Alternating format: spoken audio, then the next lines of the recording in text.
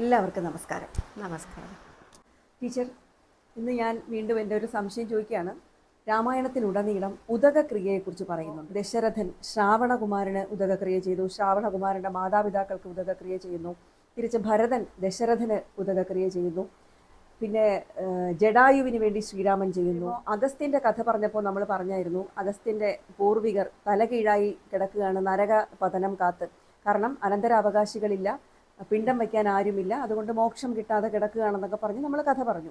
അപ്പോൾ എന്തുകൊണ്ടും ഈ ഉദകക്രിയയ്ക്കോ അല്ലെങ്കിൽ ഈ പിണ്ടത്തിനോ ബലിക്കോ ഒക്കെ ഒരു പ്രാധാന്യമുള്ളത് കൊണ്ടാണല്ലോ അങ്ങനെ ഉദകക്രിയ ചെയ്തു എന്ന് പരാമർശിച്ച് കാണുന്നത്. പ്രത്യേകിച്ച് ഇന്ന് കർക്കടക വാവും കൂടിയാണ്. അപ്പോൾ ഈ ദിവസത്തിൽ ഈ വിഷയത്തെക്കുറിച്ച് സംസാരിച്ചാൽ ഉചിതമായിരിക്കുമെന്ന് എനിക്ക് തോന്നുന്നു. അങ്ങനെ ആധികാരികമായിട്ടൊന്നും പറയാൻ അറിയില്ല, പക്ഷെ ഞാൻ ജീവിച്ച സാഹചര്യം, ഞങ്ങൾ ചെയ്തിരുന്ന കാര്യം, രണ്ടു വഴിയിലാണ് നമുക്ക് ഈ തുടർച്ച വരുന്നത്. അച്ഛൻ വഴിയുള്ളത് ഗോത്രവും അമ്മയുടെ കുലവും. അങ്ങനെ വരുമ്പോൾ അവർ 2, അതിന്റെ പിന്നാലെ 4, അതിന്റെ പിന്നിലെ 8, 32, അങ്ങനെ അങ്ങനെ അങ്ങനെ പോയി അനന്തമായ സ്ഥലത്തേക്ക് പോയിട്ട് ഒരു ആളിൽ ചെന്ന് നിൽക്കുന്ന ഒരു ഏർപ്പാടുണ്ട്. അത് ആണ് നമ്മുടെ ഏറ്റവും ആദ്യത്തെ പൂർവികരാൽ ദേവന്മാരിലോട്ട് പോവുകയാണ്. അപ്പൊ ഇത്രയും പേരെ നമ്മള് ഒന്ന് സ്മരിക്കുന്നു. അതാണ് ഈ വാവ്, കർക്കടക വാവ് ബലിയും കൊണ്ട് ഉദ്ദേശിക്കുന്നത്. പക്ഷെ എൻ്റെ ഒക്കെ വീടുകളില് കർക്കടകത്തിൽ വാവ് ബലി ഇട്ടതായിട്ട് എനിക്ക് അറിയില്ല. നമ്മൾ ചെയ്യുന്നത്, ഇപ്പൊ എൻ്റെ അച്ഛൻ മരിച്ചു, അപ്പൊ ആ മരിക്കുന്ന ദിവസം നമ്മള് പിതൃപൂജ ചെയ്യും, ശ്രാദ്ധം. ഇതിന്റെ ആചാരങ്ങൾ ഞാൻ ആദ്യം ഒന്ന് പറയാം. തലേ ദിവസം നമ്മൾ ഒരിക്കലൂണെന്ന് പറയും, ഒരു പ്രാവശ്യമേ ആഹാരം കഴിക്കും, വ്രതത്തിലിരിക്കുക എന്നുള്ളത്. ഉച്ച മുതല്. പിന്നെ നമ്മൾ രാത്രിയില് എന്തെങ്കിലും ലഘുഭക്ഷണം മാത്രമേ ഉള്ളൂ. രാവിലെ കുളിച്ചിട്ട് നമ്മളെ അന്ന് ഞങ്ങളെല്ലാവരും ബലിയിടും. അച്ഛൻ്റെ ബലി അല്ലെ വല്യച്ഛൻ്റെ ഒക്കെ ഇടും. അപ്പൊ നമുക്ക് അവിടെ ചാത്ത ഊണുകാരൻ എന്ന് പറയും, ശ്രാദ്ധം ഉണ്ണാനായിട്ട് 2 പേരെ ഇരുത്തും. അവര് ഭക്ഷണം കഴിച്ചുകൊണ്ടിരിക്കും, നമ്മൾ ബലിയിടും. അപ്പൊ അങ്ങനെയൊക്കെയുള്ള ചില കാര്യങ്ങൾ ഒക്കെയായിരുന്നു നേരത്തെ ഉണ്ടായിരുന്നത്. ശവം അടക്കി സഞ്ചയനം കഴിഞ്ഞു. ഈ സഞ്ചയിക്കൽ എന്ന് പറഞ്ഞാൽ അറിയാലോ, തലയിൽ നിന്ന്, ഉടലിൽ നിന്ന്, കാലിൽ നിന്ന് കരുണാസ്ഥികൾ എടുത്ത് നമ്മൾ ശേഖരിച്ച് വയ്ക്കുക. അത് നമ്മുടെ പിതൃപൂജയായിട്ട് ഒരിടത്ത് വെക്കുന്ന ഏർപ്പാടായിരുന്നു പണ്ട് കാലത്തുണ്ടായിരുന്നു. പക്ഷെ ഇപ്പൊ അത് ചെയ്യുന്നില്ല. ഇപ്പോഴും ശ്മശാനത്തിലാണ് സംസ്കാരമെങ്കിൽ അവിടെ നിന്നും എടുക്കത്തെ കൊണ്ടുവന്ന് അത് സത്യം പറഞ്ഞാൽ കളയുക എന്നാ പറയുക, എവിടെങ്കിലും കൊണ്ടുവന്ന് ഒഴുകിക്കളയും. അത് കഴിയുമ്പോ പിന്നെ ബലി അങ്ങനെ ആരും ഇടാറില്ല. പക്ഷെ പണ്ട് അങ്ങനെയല്ല. നമ്മൾ ഇത് അവിടെ തന്നെ കുര്യാലകൾ എന്ന് പറയാം, അവിടെ തന്നെ വെച്ചൊരു ക്ഷേത്രം മാതിരിയാണ്. ഈ പിതൃക്കളെ ഒരു പൂജ ചെയ്യുന്ന രീതിയിൽ അവിടെ അസ്ഥിത്തറയുണ്ടാക്കും. എന്നും മുടങ്ങാതെ വിളക്ക് വെക്കും. അല്ലെങ്കിൽ തുളസിത്തറ കാണും. ഈ 2ഇടത്തും വിളക്ക് വെക്കും. അപ്പൊ എന്റെ വലിയച്ഛൻ പറഞ്ഞു തന്നത് ഇതിനെല്ലാം ശാസ്ത്രീയ വശങ്ങളുണ്ട്. അതായത് ആദ്യം നമ്മൾ അവിടെ വിളക്ക് വെക്കുമ്പോ ഈ പ്രാണികള് എല്ലാം ആ വിളക്കിന്റെ അവിടോട്ട് പോകും, നമ്മുടെ വീട്ടിൽ കയറാതിരിക്കും. അങ്ങനെ ഒരു ശാസ്ത്രീയ വശം കൂടി ഇവിടെ ഉണ്ട്. എന്തായാലും ഈ ബലി തർപ്പണത്തിന് വേണ്ടിയിട്ട് നമ്മൾ രാവിലെ സന്നദ്ധരാകും, സാധനങ്ങളെല്ലാം ഒരുക്കും. ആ ഒരുക്കുന്നത് ഒന്ന് ട്യൂഷനിലെ പഞ്ചഭൂതങ്ങളുമായിട്ട് ബന്ധപ്പെടുത്തിയാണ്. മണ്ണിലുണ്ടാകുന്ന ഇല. അത് കഴിഞ്ഞ് അതിനകത്ത് വയ്ക്കുന്നത് അക്ഷതമാണ്. അക്ഷതം നോവിക്കാതെ, വേവിക്കാത്ത, എന്ന് വെച്ചാൽ പുഴുങ്ങി ഉണക്കാത്ത അരിയുടെ ചോറ്. അതുകൊണ്ട് പിന്നെ തിലം, എള്ള.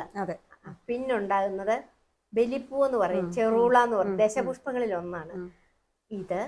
ചന്ദനം, ഇത്രയും നമ്മളെ എള്ള, പൂവ്, ചന്ദനം. പിന്നുള്ളത് ഗോരസങ്ങളാണ്, തൈര്, നെയ്യ്.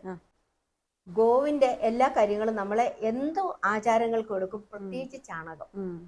ചാണകത്തിന്റെ വിശേഷം ഞാൻ പലയിടത്തും പറഞ്ഞിട്ടുണ്ട്. അതായത് ഒരു കണം വീണാൽ ഒരു ചാണിനകത്ത് ശുദ്ധീകരിക്കുന്ന ചാണകം. പണ്ടത്തേതായിരിക്കാം.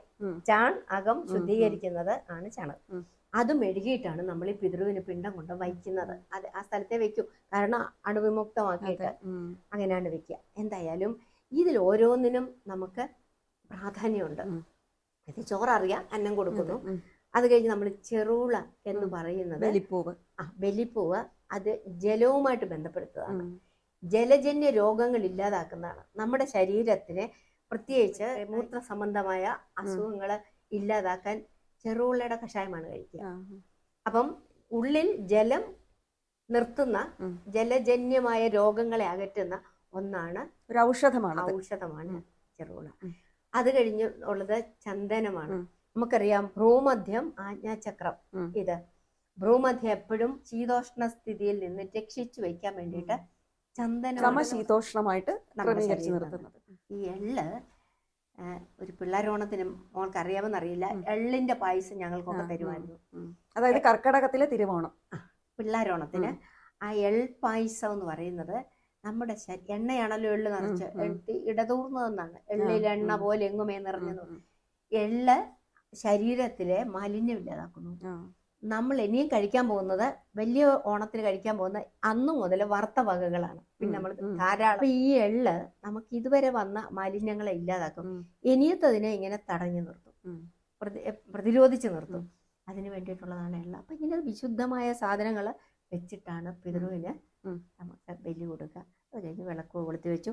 പവിത്രക്കെട്ടെന്ന് പറയും, ദർഭം കൊണ്ടുവന്ന് കയ്യാൽ മോതിരം അണിയിക്കും. എന്നിട്ട് ഇതിലൂടെ ജലം ഒഴിച്ച് ഇറ്റിച്ചു കൊടുത്ത് നമ്മള് മന്ത്രം ചൊല്ലി ആവാഹിച്ച് ഇതിനകത്ത് ഇവിടെ വന്നു നമ്മുടെ പിതൃ എന്ന് പറഞ്ഞിട്ട് സങ്കല്പിച്ചുകൊണ്ട് നമ്മൾ വെക്കും. ഞാൻ ഒന്ന് പറയാം, ഇതുണ്ട് ഇല്ല എന്നൊന്നും എനിക്കറിയില്ല, അറിയാത്ത കാര്യമാണ്. പക്ഷെ ഞാനിത് കൃത്യമായിട്ട് ചെയ്യും. എന്തുകൊണ്ടാണെന്ന് പറഞ്ഞാല് എൻ്റെ അച്ഛനോ അമ്മയോ അവരുടെ ശരീരം ആണല്ലോ എൻ്റെതും, അതിനപ്പുറം അങ്ങനെ പോവാണല്ലോ. ആ ഒരു ദിവസം എനിക്ക് ഇതുപോലെ നടക്കാൻ കഴിയുന്ന, ജീവിക്കാൻ കഴിയുന്ന ഒരു ജീവൻ തന്ന എൻ്റെ അച്ഛനെ അല്ലെ എൻ്റെ അമ്മയെ എനിക്ക് പറയാൻ കഴിയുന്ന രീതിയിലാക്കിയത് ഇവരൊക്കെയാണ്. അപ്പൊ അവരെല്ലാം ഒരു ദിവസം അവർക്കൊരു അന്നം കൊടുക്കുക. നമ്മൾ എന്നിട്ട് പറയും പിതൃക്കളുടെ ഒരു ദിവസമാണ് ഒരു വർഷം എന്ന് പറയും. അങ്ങനെയാണ് നമ്മൾ ദിവസവും ഭക്ഷണം കൊടുക്കുകയാണ്. അതെ, നമ്മുടെ ആണ്ടുബലി ഇടുന്തോറും അവർക്ക് ഓരോ ദിവസവും ഭക്ഷണം കിട്ടുന്നു. ഇനി ഇങ്ങനൊന്നും ഉണ്ടെങ്കിൽ അത് കിട്ടാതെ പോകരുത്.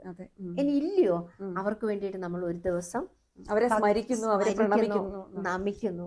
അതിന് വേണ്ടിയിട്ട് ചെയ്യുമ്പം അത് നമ്മുടെ ആരോഗ്യമായിട്ട് ബന്ധപ്പെട്ടാണ്, പ്രകൃതിയുമായിട്ട് ബന്ധപ്പെട്ടതാണ്. നമ്മൾ തൂത്ത് തുടച്ച് എല്ലാം വൃത്തിയാക്കി ഇത് ചെയ്യത്തുള്ളൂ. വീടെല്ലാം ശുദ്ധമാക്കും. അതേപോലെ തന്നെ ഒരു ദിവസത്തെ ഒരിക്കലൂണെന്ന് പറയുമ്പോൾ അത് ഒരു ഉപവാസത്തിന് തുല്യം. അപ്പൊ നമ്മുടെ ആരോഗ്യത്തിനും നമ്മുടെ അഭിവൃദ്ധിക്കും വേണ്ടിയിട്ടുള്ള ഒരു ചടങ്ങാണ് ബലി. ഇനി മോള് പറഞ്ഞല്ലോ ഈ രാമായണത്തിലുടനീളം കാണാം. അവിടെ നമ്മൾ കാണുന്നത് ഏത് സന്ദർഭത്തിനൊത്ത ബലിയാ. ഇപ്പോ ജഡായു മരിച്ചു, ജഡായുവിന്റെ ശവശരീരം എടുത്തു വെച്ച് ഒരു കരയുന്നു വല്ലാതെ. എന്നിട്ട് വിറക് കൊണ്ടുവന്നു ജഡായുവിനെ ദഹിപ്പിച്ചു. അത് കഴിഞ്ഞ് ഈ ഭസ്മമൊന്നും അവിടെ ഒന്നും ചെയ്യുന്നില്ല, അവിടെ സഞ്ചയനമൊന്നുമില്ല. അപ്പൊ അതൊരു സഞ്ചയനം എന്ന് പറയുന്നത് നമ്മുടെ ഈ ശ്മശാനമാണ്. ദഹിപ്പിച്ചു കഴിഞ്ഞാൽ അവിടെ ശ്മശാനമാണ്. നമുക്ക് പേടി വരും അവിടോട്ട് പോവാൻ. ചിലപ്പോൾ നമുക്കൊരു അറപ്പ് പോലെ വരും. എല്ലാവർക്കും അല്ല, അതുമായിട്ട് അധികം ബന്ധമില്ലാത്തവർക്ക്. അതുകൊണ്ട് എന്ത് ചെയ്യും, നമ്മൾ അവിടെ ഒരു കൃഷിഭൂമിയാക്കും. അതാണ് സഞ്ചയനത്തിന് ചെല്ലുന്നത്. ആദ്യം നമ്മൾ വയ്ക്കുന്ന ദീർഘകാലം വിളവ് തരുന്നത്, ദീർഘകാലം കൊണ്ട് വിളവ് തരുന്നു, ഒരുപാട് സമയം എടുക്കും, പക്ഷെ അത് ഒരുപാട് കാലം നിലനിൽക്കും. അത് തെങ്ങ്. അതുപോലെ വർഷാവർഷം കായ്ക്കുകയും പഴങ്ങളാവുകയും നമ്മൾക്കും ജന്തുക്കൾക്കും ഉപകരിക്കുകയും ചെയ്യുകയും ഒരുപാടായിട്ട് എനിക്ക് പലതാകണമെന്ന് പറഞ്ഞിട്ട് ഇങ്ങനെ വിഭജിച്ച് പോവുകയും ചെയ്യുന്ന വാഴയാണ് പിന്നെ നമ്മൾ നടുന്നത്. പിന്നെ അധികം ആരും അത് ശ്രദ്ധിക്കാത്ത, എന്നാ വെച്ചാൽ ഔഷധ ഗുണമുള്ള മാറാമ്പാണ് പിന്നെ നടുന്നത്. പിന്നെ എല്ലാവർക്കും വേണ്ടിയിട്ട് നവധാന്യങ്ങളും ഇടും. അങ്ങനെ ഇതിനെ കൃഷിഭൂമിയാക്കി മാറ്റും. ഇതിലെ ഓരോന്നിലും ഈ പരേതാത്മാവിന്റെ ശരീരത്തിന്റെ അംശമുണ്ട്. അതുകൊണ്ട് നമ്മൾ ആ തെങ്ങിനെ, ആ വാഴയെ, ആ മാറാമ്പിനെ ഒക്കെ സൂക്ഷിച്ച്, ഇത് നമ്മുടെ പൂർവികരാണ്, അല്ല എൻ്റെ അച്ഛന്റെ ശരീരമാണ്, ഇതിലുണ്ട് എന്നുള്ള സങ്കല്പത്തില് അതിനെ ഈശ്വര തുല്യം ആരാധിക്കുന്ന ഒരു വിശേഷം. പണ്ടൊക്കെ അവനവന്റെ പുരയിടങ്ങളിൽ തന്നെയായിരുന്നല്ലോ സംസ്കാരവും നടന്നിരുന്നത്. പക്ഷെ ഇന്നത്തെ കാലത്ത് അത് എത്രമാത്രം പ്രാവർത്തികമാക്കാൻ പറ്റും. അതുകൊണ്ടാണ് ഞാൻ ആദ്യമേ പറഞ്ഞത്, ഞാൻ അനുഭവിച്ചതും ഞാൻ ചെയ്തതും ഞങ്ങൾ അറിഞ്ഞതുമായ കാര്യങ്ങളാണ് ഇതൊക്കെ. ഇപ്പോഴും ഞാൻ ഇതൊക്കെ ചെയ്യുന്നുണ്ട്, ഇത് ചെയ്യും. പക്ഷെ കാക്കയില്ല. കാക്കയ്ക്ക് ഇവിടെ കൊണ്ടുവയ്ക്കും. ചില ദിവസം വളരെ കൃത്യമായിട്ടൊരു കാക്ക വന്നേച്ചു. കാക്കയെ ഊട്ടുക എന്ന് പറയുന്ന ഒരു സങ്കല്പം തന്നെ ഉണ്ടല്ലോ. യമൻ കാക്കയ്ക്ക് ഒരു അനുഗ്രഹം കൊടുത്തിരുന്നു, ഈ ആഹാരം കഴിച്ചാൽ പിതൃക്കൾ സംതൃപ്തിപ്പെടും, എന്റെ ലോകത്തിലുള്ളവർക്ക് വിശപ്പ് മാറും എന്നൊരു അനുഗ്രഹം കൊടുത്തിട്ടുണ്ട്. അല്ലാന്ന് വെച്ചാൽ ഇത് നമ്മള് നദിയില് മീനിന് കൊടുക്കും, വിശക്കുന്ന ജീവികള് ചെയ്യട്ടെ. ഒരിക്കൽ നമ്മൾ വെളിയിൽ എവിടെയെങ്കിലും അണ്ണാൻ വന്ന് തിന്നുന്നത് കൊണ്ട് അപ്പൊ ആരാന്നോ വിശക്കുന്നു അവര് കഴിച്ചോട്ടെ. ജഡായുവിന്റെ കാര്യം നമ്മൾ നേരത്തെ പറഞ്ഞു. ഉടനെ തന്നെ ഇവർക്ക് പിന്നെ പോകില്ല, യാത്രയല്ലേ. അപ്പൊ അദ്ദേഹം ഇതിന് പിണ്ടം വെക്കും ജഡായുവിന്. അതെന്താന്ന് വെച്ചാല് ഒരു മാനിനെ കൊന്ന് അതിന്റെ മാംസം ഉരുള, പിണ്ടം എന്ന് പറഞ്ഞ ഉരുളാണ്, ഉരുളയാക്കി. ജഡായുവിന്റെ കഥ പറഞ്ഞപ്പോ ടീച്ചർ സൂചിപ്പിച്ചിരുന്നു ഇത്. അത് വെച്ചിട്ട് പറയുന്നുണ്ട് പക്ഷികൾ ഇത് വന്ന് ഭക്ഷിച്ചു കൊണ്ടിടട്ടെ, പക്ഷീന്ദ്രൻ തൃപ്തിയാവട്ടെ എന്ന് പറഞ്ഞ് അത് വെക്കുന്നു. അതേസമയം നമ്മൾ വേറൊരിടത്തൊരു എണ്ണം കാണുന്നുണ്ട്. ഈ ഉദകക്രിയ ഇങ്ങനെ ചെയ്തു എന്ന് പോന്നി ബലിയാണ് ഞാൻ ഉദ്ദേശിക്കുന്നത്. അത് പിന്നെ നമ്മൾ കാണുന്നത് ഭരതൻ അവിടെ ചെല്ലുമ്പോ, എവിടെ ശ്രീരാമന്റെ അടുത്ത് ചെല്ലുമ്പോ അച്ഛൻ മരിച്ചു എന്ന് പറയും. ആ സമയത്ത് അവിടെ എന്തോ കിട്ടുന്നത്, ഓടൽ പിണ്ണാക്കാ കിട്ടിയത്. തേനുണ്ടായിരുന്നു, ഓടൽ പിണ്ണാക്ക് തേനിൽ കുഴച്ച് പിണ്ടം വെക്കുകയാണ്. അപ്പൊ എന്താണോ നമ്മുടെ സ്വാധീനതയിലുള്ളത്, ഈ ഉത്തരേന്ത്യക്കാർ ഗോതമ്പ് വെക്കുന്നെന്ന് കേട്ടിട്ടുണ്ട്.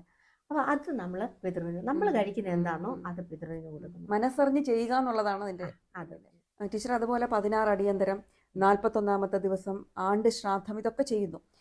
ഈ ബലിച്ചോറ് കൊടുക്കുന്നതിനോ അല്ലെങ്കിൽ പിണ്ടം വയ്ക്കുന്നതിനോ ഒക്കെ നിയമങ്ങൾ എന്തെങ്കിലും ഉണ്ടോ? അതിനെ ഈ രാമായണവുമായി ബന്ധപ്പെടുത്തി പറയാമോ ടീച്ചർ? വാൽമീകി രാമായണത്തിലൊന്നും ഇല്ല, പക്ഷെ എനിക്ക് തോന്നുന്നു ഗരുഡ നാരദ പുരാണത്തിലാണ് ഒരു സംഭവമുണ്ട്.